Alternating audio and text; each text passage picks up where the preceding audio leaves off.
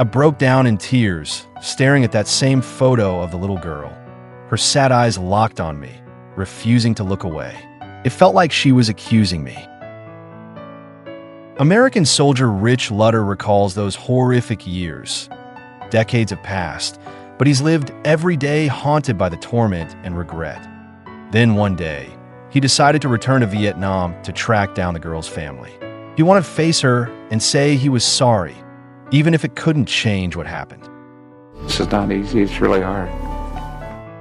American vet searches 33 years for daughter of Vietnamese soldier he shot down.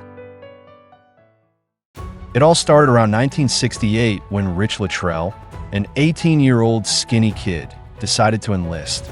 He joined the 101st Airborne Division and went through brutal training before shipping out to Vietnam. But no amount of drills prepared him for the real thing. One sweltering day, just like any other, Rich had no clue a Vietnamese soldier was crouched just yards away.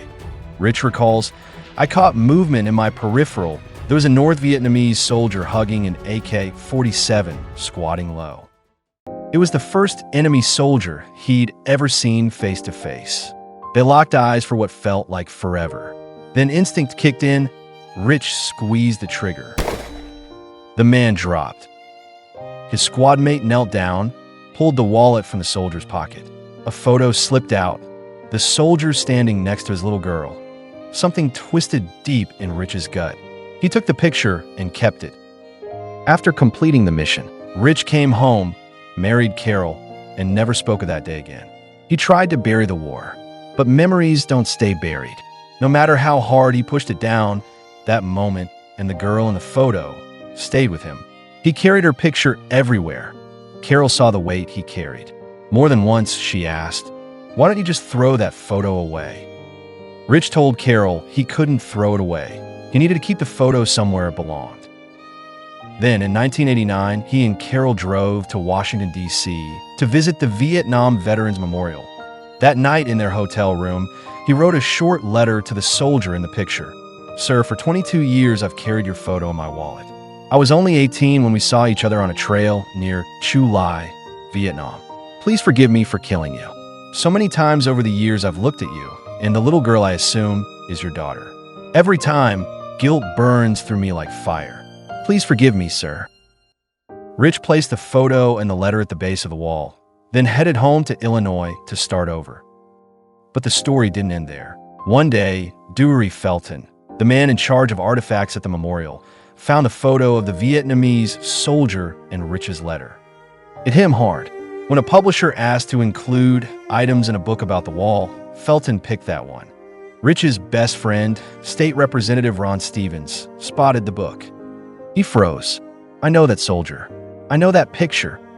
He'd never seen the photo, but he'd heard Rich tell the story 100 times. So at 10 a.m. in 1996, Stevens sped to Rich's office, barged into a meeting, and shoved the book in his hands. Rich remembers, "I turned to page 53. There was the photo I left at the wall with my letter to the soldier. I felt like I'd found something I'd lost forever. I couldn't hold it in. I broke down and cried." 7 years after saying goodbye to the picture, he saw it again. That little girl's eyes still stared straight at him, like she was asking why he'd walked away. This time, Rich made a promise: no more running. He'd find her, no matter what it took. A fateful reunion. Rich mailed the photo, the St. Louis Post-Dispatch article, and a heartfelt letter explaining his wish to Vietnam's ambassador in Washington, Le Van Ba. Ambassador Bong promised to rush the article to the right people in Hanoi so Rich could track down the girl's family as fast as possible. The Post-Dispatch photo of the soldier and his daughter soon ran in a Hanoi newspaper with a simple caption: "Does anyone know them?" Bong later said, "It was like looking for a needle in a haystack. Vietnam has 80 million people, so I didn't expect much, but it was my duty to try." Then fate stepped in. Someone wrapped a gift in that newspaper and mailed it to their mother in the countryside. When the old woman opened the package, she gasped. She recognized the soldier. She hurried to a nearby village, found 2 siblings, and said, "Look, this is your father."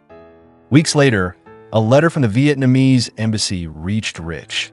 a man named Nguyen Van Hue wrote to us. The soldier in the photo is his father. The girl is his sister. They live in Phuc Tang Village, Duc Tang Commune, Hip Hoa District, Bac Giang Province. Rich's voice cracked. 30 years after I first saw that picture, I finally knew she was alive. But he worried. Would they hate me for killing their father? Still, he had to go. For more letters arrived, each claiming the soldier as their dad. Rich said, I was so confused, I didn't know what was real. Then came a letter from one of the soldier's old comrades. He said the man was Nguyen Trong Ngoan, father of Nguyen Thi Lan and Nguyen Van Hue. They'd grown up together, enlisted together, fought side by side. Rich said, I knew it was the truth. Nobody could describe it that clearly unless they'd been right there on the battlefield. After months of letters back and forth with Lan's family, I decided to return the photo to her. At first, Rich thought about mailing it, but then he realized the only way to truly make amends was to fly to Vietnam and hand the photo to Lan himself. Mailing it wasn't enough. The only way to make things right was to fly to Vietnam and hand it to her himself. This is not easy. It's really hard. It's hard for me to understand it sometimes myself. So Rich and Carol boarded a plane. 33 years later, he stepped back onto the soil that had haunted him with guilt. It was a Wednesday morning in Hanoi. The sky looked like rain as Rich and Carol climbed into a van headed for Lan's village. The vehicle rolled along, and Rich's nerves were shot. He said, I was a wreck. I had no idea what to expect. Would they scream at me? Curse me? I'd rather face combat again than go through this. The closer they got, the worse it got. The van stopped. Rich stepped out and saw a Vietnamese woman waiting.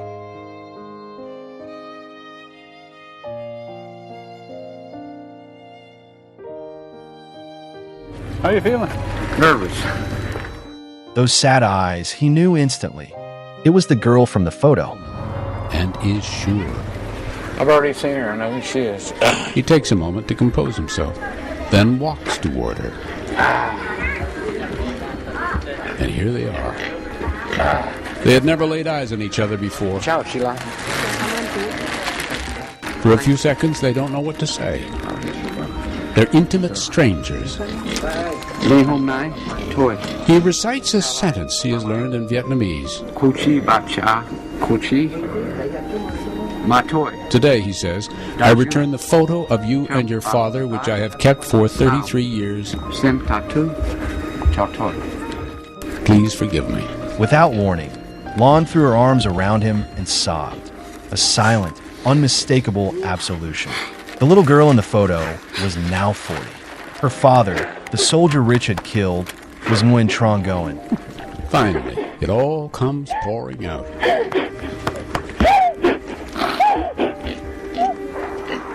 This terrible, painful release.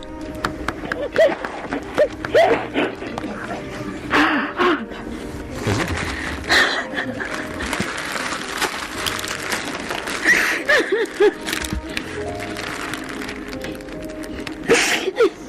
Rich approached the altar, clasped his hands, and lit incense for the man he'd taken.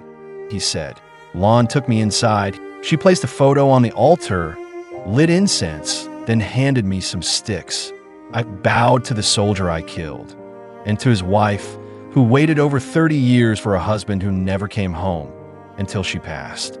Through the interpreter, I told Lan about her father's final moment, that he was brave, a hero. He could have shot me, but didn't. I'm so sorry. Carol cried too. Rich said, a few hours later, I was practically family. I met Goen's old comrades. We swapped war stories like old friends. After more than 30 years of torment, an American veteran finally found peace.